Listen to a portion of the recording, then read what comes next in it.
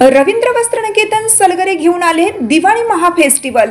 1 ते 30 ऑक्टोबर पर्यंत ऑफर्सचा धुरळा आणि खास दिवाळी गिफ्ट। नारायणपेठ साडी 333, काजूकतली पैठणी 693, गजलक्ष्मी पैठणी 754, राजहंस व Kalanjali Paithani 747, linen shirt 387, khadi shirt piece 243 आणि बॉय शर्ट फक्त 199 मध्ये। तर मग त्वरा करा, रवींद्र वस्त्रनिकेतन सलगरे आणि शाखा। ताज्या बातम्यांसाठी महान करेला सबस्क्राइब करा आणि बेल आयकॉनला क्लिक करा। कुरुंदवाड येथे कृष्णा पाणी योजनेच्या पाईपलाईनला पुन्हा गळतीची दुरुस्ती मंगळवारपर्यंत न झाल्यास मजरेवाडी केंद्राला टाळे ठोकणार। इचलकरंजी कृष्णा पाणी पुरवठा योजनेच्या मुख्य पाईपलाईनला कुरुंदवाड शहरात पुन्हा गळती लागली असून त्यातून दररोज लाखो लिटर पाणी वाया जात आहे। या गळतीच्या ठिकाणी 8 वर्षापूर्वी शिकलगार समाजातील एका महिलेचा दुर्दैवी मृत्यू झाला होता। त्याच ठिकाणी पुन्हा गळती निर्माण झाल्याने परिसरातील नागरिक आणि शिकलगार समाज बांधवांमध्ये संताप व्यक्त होत आहे।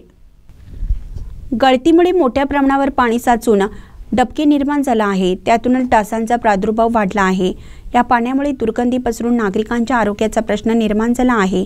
स्थानिक समाज बांधवांनी इचलकरंजी पाणीपुरवठा विभागातील अधिकाऱ्यांशी संपर्क साधून गळती तातडीने बंद करण्याची मागणी केली, मात्र संबंधित अधिकाऱ्यांनी उडवाउडवीची उत्तरे दिल्याचा आरोप नागरिक गोपीनाथ शिकलगार यांनी केला आहे। गेल्या 8 दिवसापासून या गळतीचा प्रेशर वाढत असून दररोज पाण्याचा प्रचंड अपव्यय होत आहे। तक्रारी करूनही दुरुस्तीचा कोणताही प्रयत्न न झाल्याने नागरिकांमध्ये प्रशासनाविरोधात नाराजी वाढली आहे।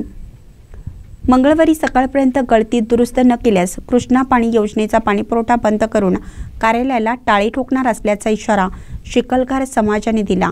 महानकरी न्यूजसाठी आनंदा शिंगे, कुरुंदवाड।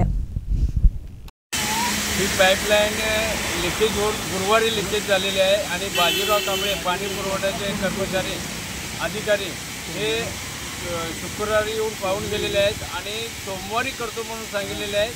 आम्ही त्यांना काय सांगितलं की इथं मनुष्यहानी होण्याची शक्यता आहे आणि तरी बाजीराव कांबळेने अशा पद्धतीनं उत्तर दिले की तुम्ही तुमच्या मुलांच्यावर लक्ष ठेवा आणि पाणी प्रचंड प्रमाणामध्ये वाहत आहे आणि त्याच्यामुळे रोगराई होण्याची दाट शक्यता आहे।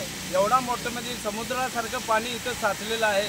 तरी यांना मी बाजीराव कांबळेला सकाळी फोन केला होता, तर म्हटलं मी सोमवारी येणार, म्हणजे असं उर्मट उत्तर दिल्यासारखं त्यांनी हे केलेलं आहे।